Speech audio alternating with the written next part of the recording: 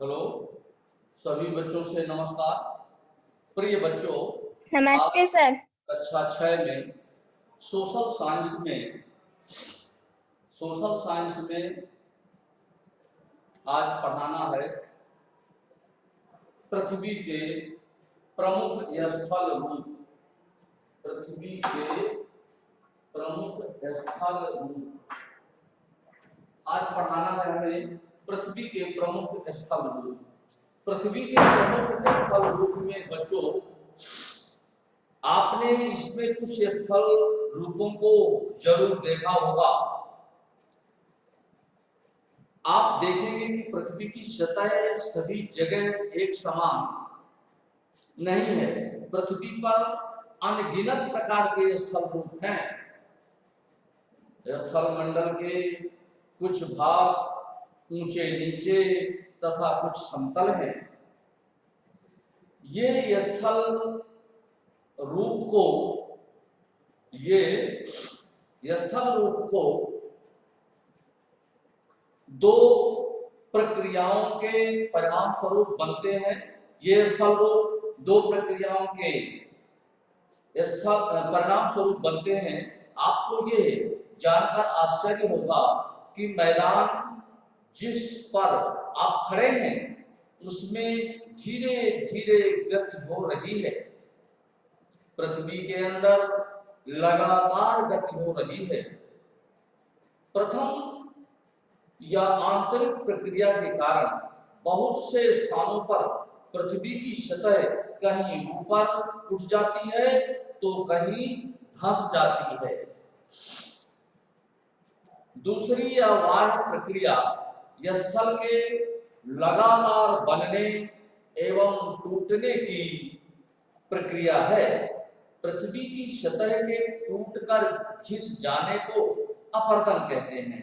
अपरदन की क्रिया के द्वारा सतह नीची हो जाती है तथा निक्षेपण की प्रक्रिया के द्वारा इनका फिर से निर्माण होता है। ये दो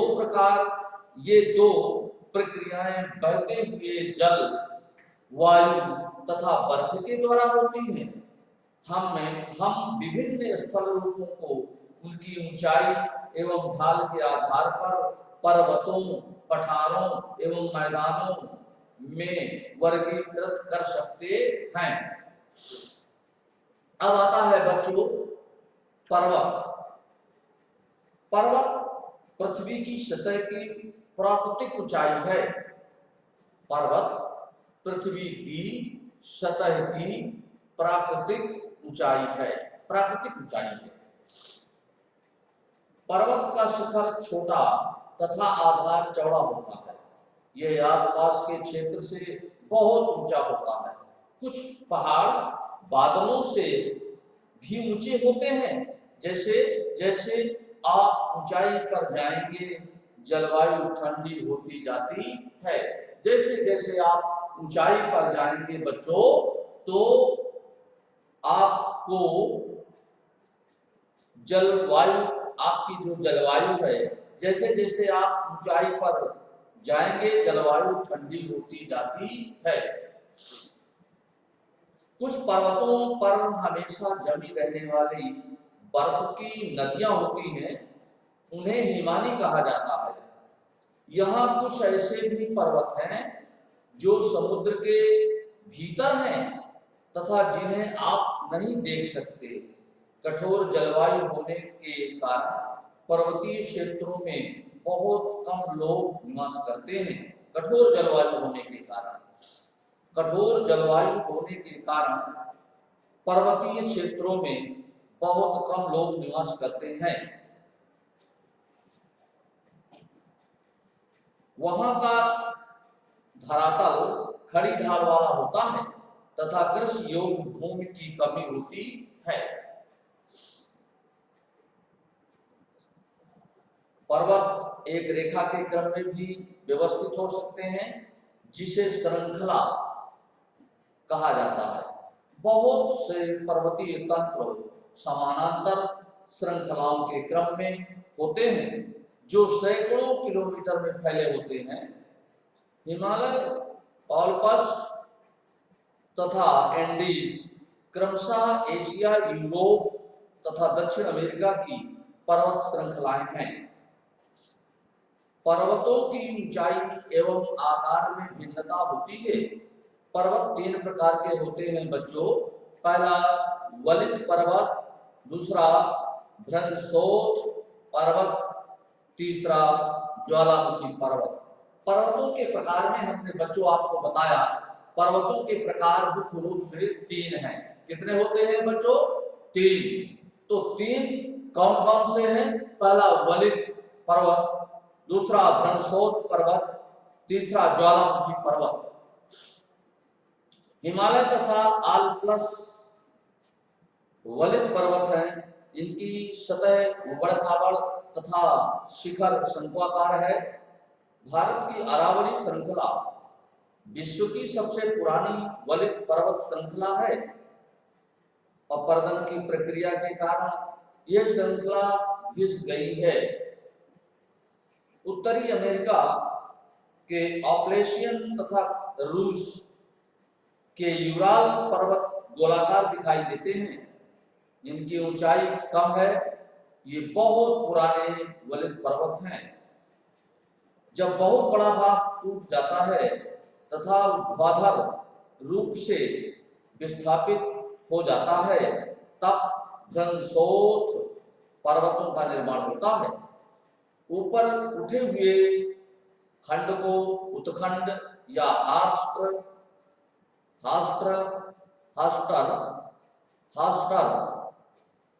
तथा नीचे धसे हुए खंडों को द्रोणिका, भ्रंश ग्रावेन कहा जाता है। यूरोप की राइन घाटी तथा वासजेस पर्वत इस तरह के पर्वत तंत्र के उदाहरण हैं। एटलस में दिए गए विश्व मानचित्र से उनकी स्थिति को देखिए तथा इस प्रकार की भू आकृतियों के कुछ और उदाहरणों का पता लगाइए। ज्वालामुखी पर्वत ज्वालामुखी क्रियाओं के कारण बनते हैं। अफ्रीका का माउंट किलिमंजारो तथा जापान का फ्यूजियामा इस तरह के पर्वतों के उदाहरण हैं। पर्वत बहुत लाभदायक होते हैं। पर्वत जल के संग्रहगार होते हैं।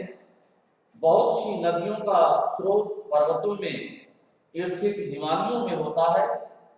जलाशयों के जल को लोगों तक पहुंचाया जाता है। पर्वतों के जल का उपयोग सिंचाई तथा पनबिजली के उत्पादन में भी किया जाता है। नदी घाटियां तथा वेदिकाएं कृषि के लिए बहुत उपयुक्त हैं।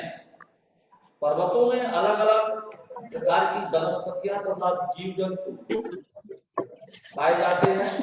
वनों से हमें ईंधन, चारा, आश्रय तथा दूसरे उत्पाद जैसे गोंद, रेजिन प्राप्त होते हैं। सैलानियों के लिए पर्वतीय भाग उपयुक्त स्थान है। ये पर्वतों की यात्रा उनकी प्राकृतिक सुंदरता को देखने के लिए करते हैं। विभिन्न प्रकार के खेल जैसे पैराग्लाइडिंग, कौन सा पहला खेल हुआ पर्वतों में? Paragliding, hang gliding, river rafting तथा पर्वतों के प्रचलित खेल हैं। हिमालय में स्थित कुछ ऐसे स्थानों के नाम बता सकते हैं जहां ये खेले जाते हैं? पठार। पर्वत के बाद बेटा आपका पठार आता है। पठार उठी हुई एवं सपाट भूमि होती है। यह आसपास के क्षेत्रों से अधिक उठा हुआ होता है तथा इसका ऊपरी भाग मेज के समान सपाट होता है। किसी पठार के एक या एक से अधिक किनारे होते हैं। जिनके ढाल खड़े होते हैं। पठारों की ऊंचाई प्रायः कुछ 100 मीटर से लेकर कई हजार मीटर तक हो सकती है। पर्वतों की तरह पठार भी नए या पुराने हो सकते हैं। भारत में दक्कन पठार पुराने पठारों में से एक है।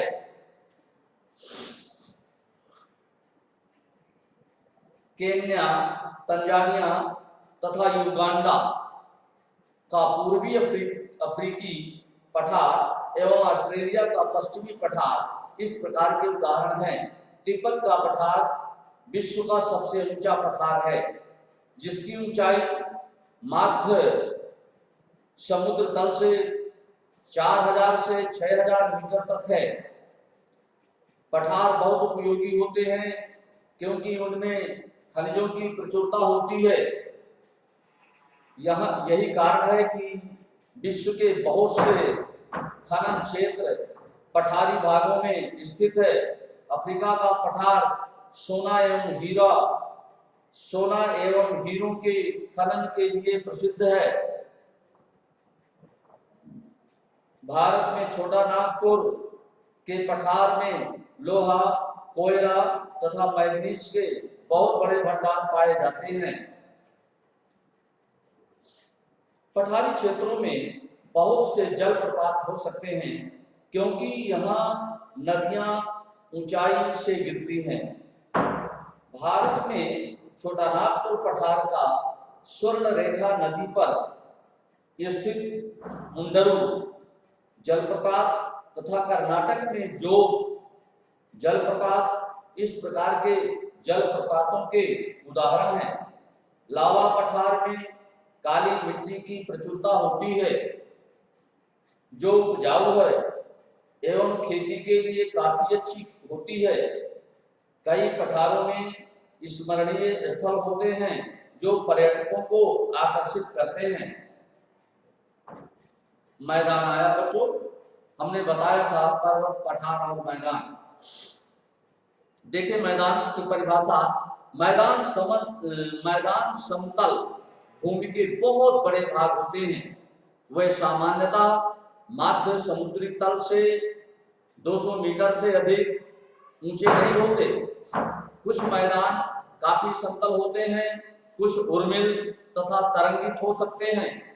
अधिकांश मैदान नदियों तथा उनकी सहायक नदियों के द्वारा बने हैं। नदियां पर्वतों के ढालों पर नीचे की ओर बहती हैं तथा उन्हें अपर्दित कर देती हैं। वह अपर्दित पदार्थों को अपने साथ आगे की ओर ले जाती हैं।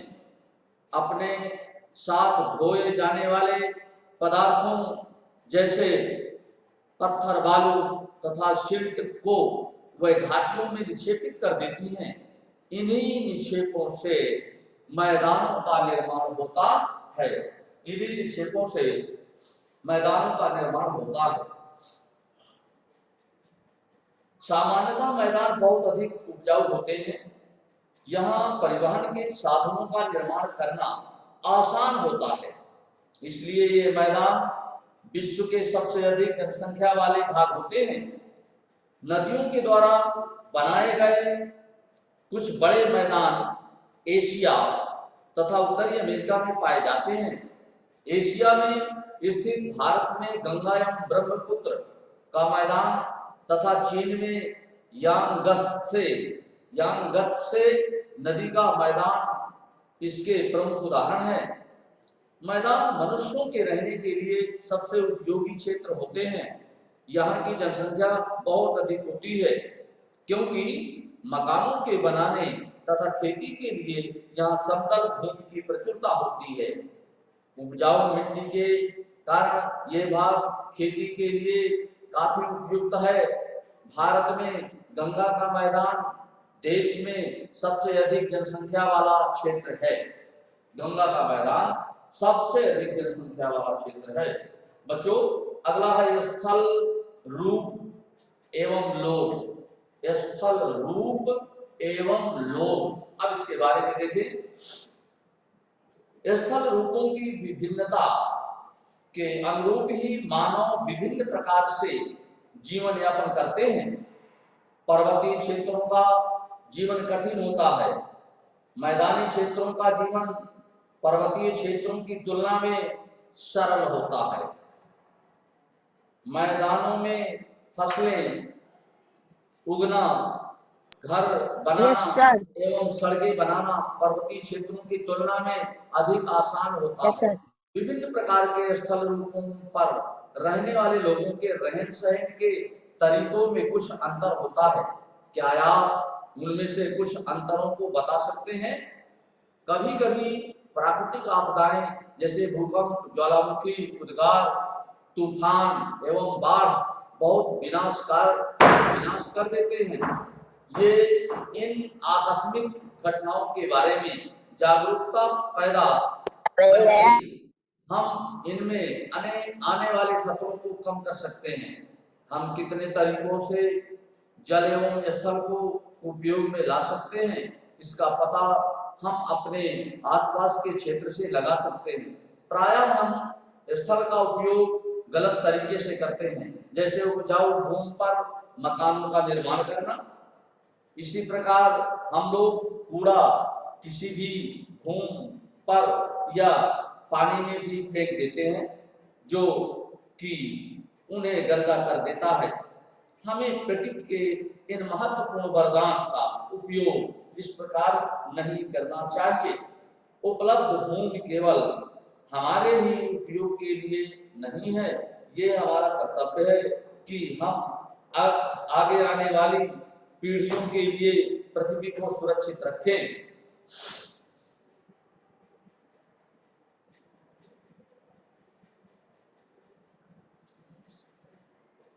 तो बच्चों, आगे इसमें से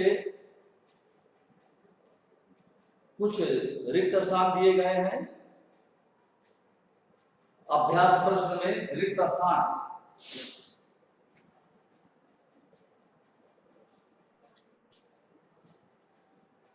अभ्यास प्रश्न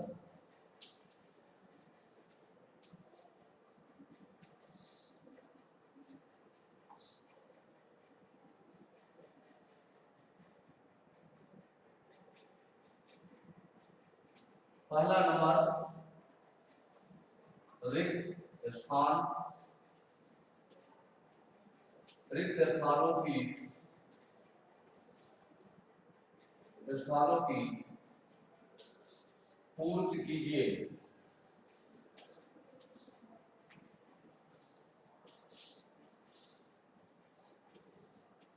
रिक्त स्थानों की पूर्ति कीजिए। नंबर 1 में है समतल भूमि वाले। नंबर 1,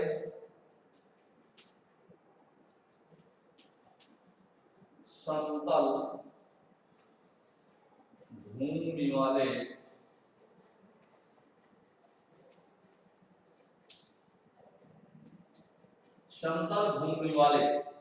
समतल भूमि वाले विस्तृत क्षेत्र को विस्तृत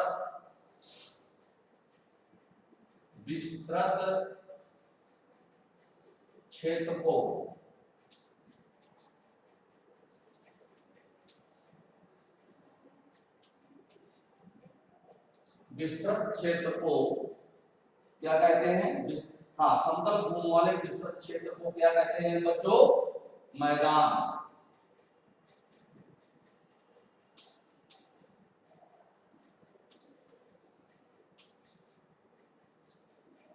समतल भूमि वाले विस्तृत क्षेत्र को मैदान कहते हैं।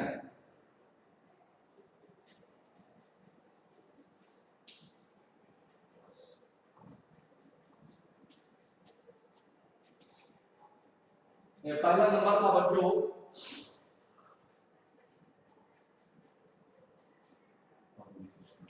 समतल भूमि वाले विस्तृत क्षेत्र को मैदान कहते हैं। दूसरा नंबर है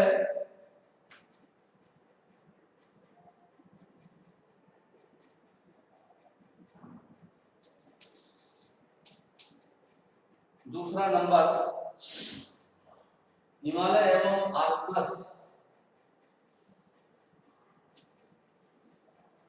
हिमालय एवं आल प्लस आल प्लस वलित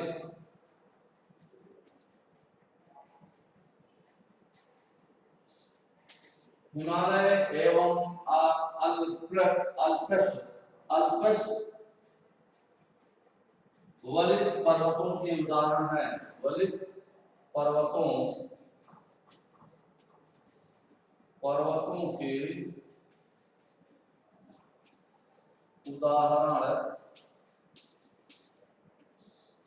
उदाहरण हैं।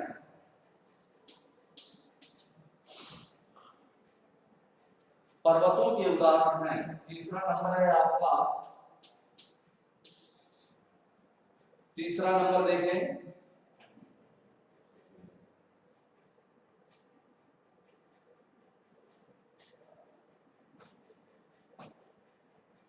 तीसरे नंबर में पठारी क्षेत्रों में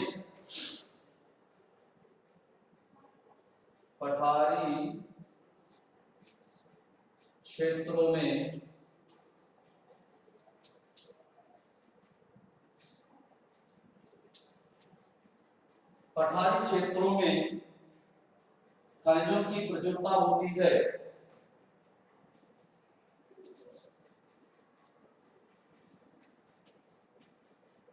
खनिजों की प्रचुरता होती है।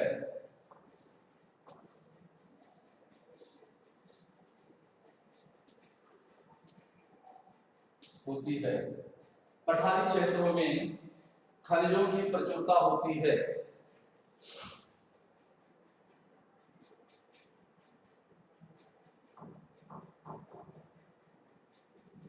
श्रृंखला पर्वतों का एक क्रम है।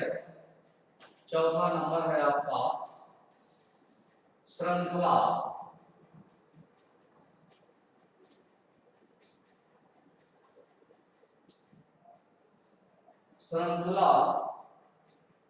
पर्वतों का एक क्रम है।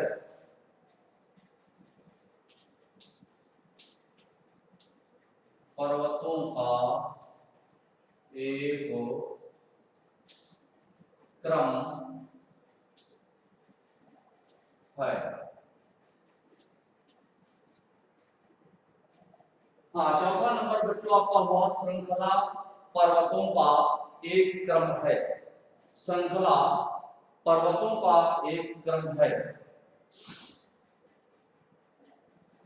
क्षेत्र कृषि के लिए सबसे अधिक उत्पादक क्षेत्र होते हैं।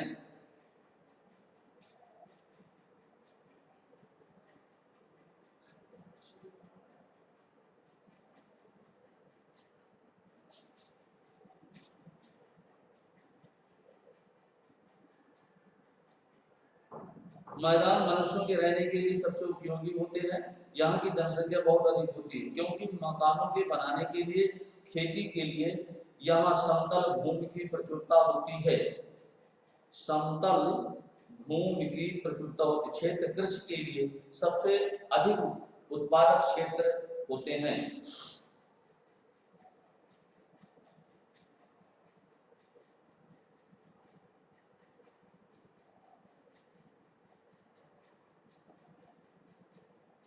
नदियों पर्वतों के ढलानों पर नीचे की ओर बहती हैं तथा इन्हें अपरदित कर देती है।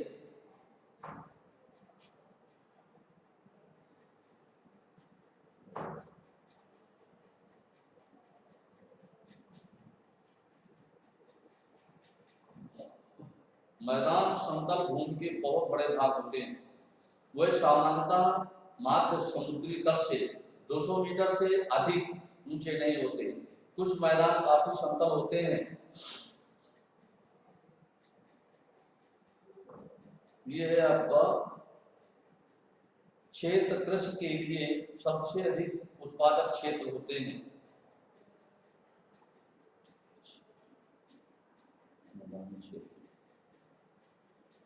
मैदानी क्षेत्र कृषि के लिए सबसे अधिक उत्पादक क्षेत्र होते हैं।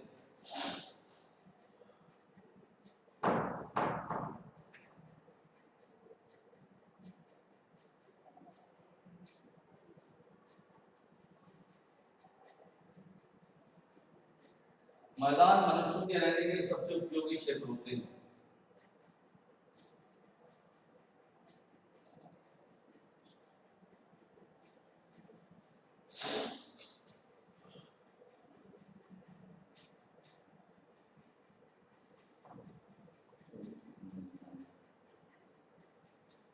नदियों द्वारा निर्मित मैदान संघन जनसंख्या वाले होते हैं, क्यों?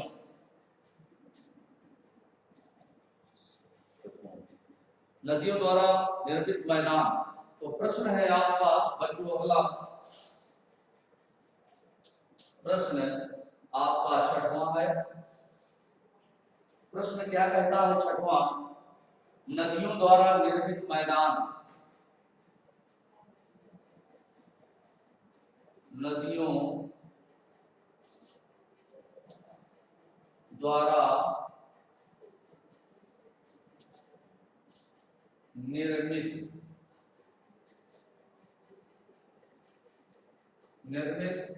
मैदान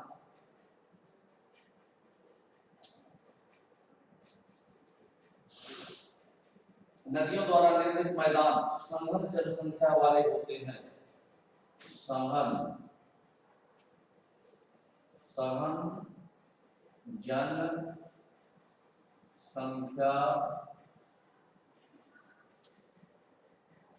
सघन जनसंख्या वाले होते हैं।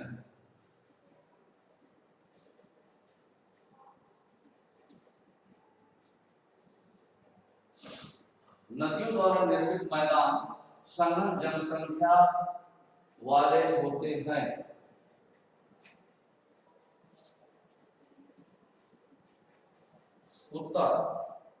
उत्तर में देखें बच्चों, मैदान मनुष्यों के रहने के लिए सबसे उपयोगी क्षेत्र होते हैं। मैदान क्षेत्र किसके लिए? मैदानी क्षेत्र, मैदान मनुष्यों के रहने के लिए, मैदान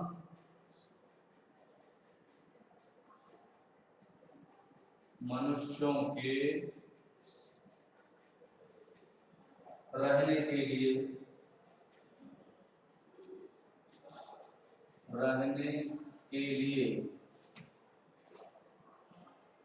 मैदान मनुष्यों के रहने के लिए सबसे उपयोगी क्षेत्र होते हैं। रहने के लिए सबसे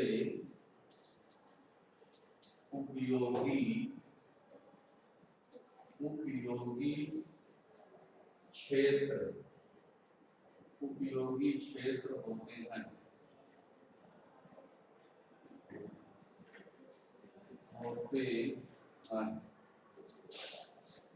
मैदान मनुष्यों के रहने के लिए सबसे उपयोगी क्षेत्र होते हैं।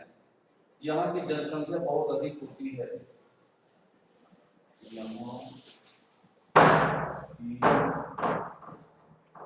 जनसंख्या यहाँ की जनसंख्या बहुत अधिक होती है। बहुत अधिक होती है।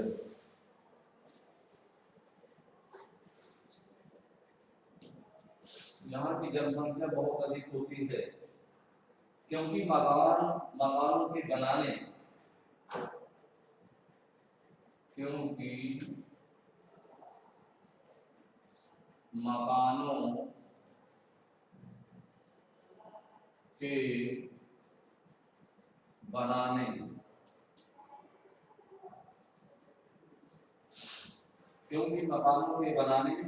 तथा खेती के लिए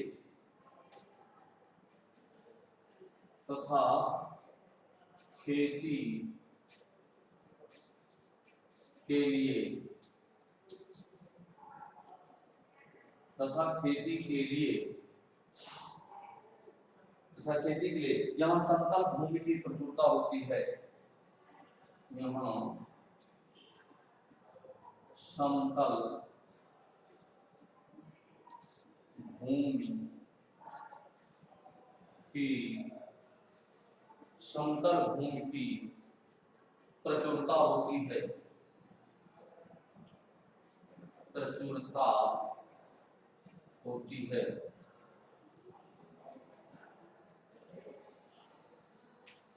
यहाँ समतल भूमि की प्रचुरता होती है।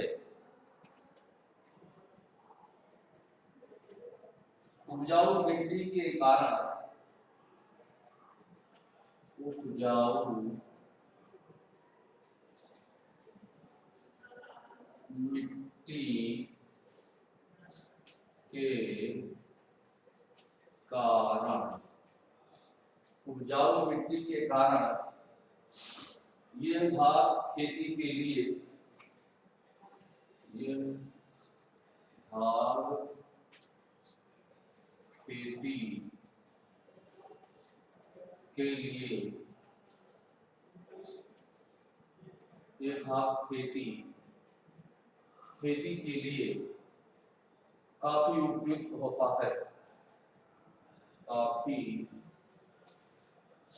उपयुक्त होता है।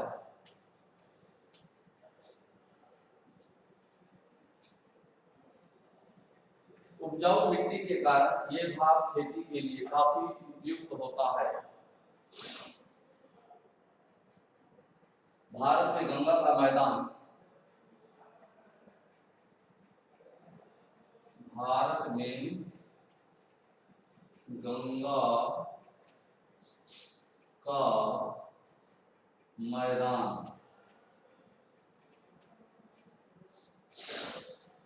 भारत में गंगा का मैदान देश में सबसे अधिक, देश में सबसे अधिक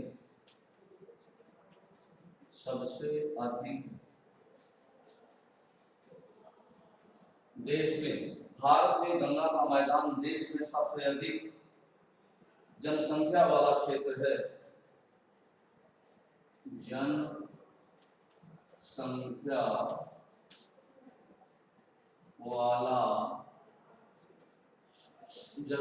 वाला क्षेत्र है।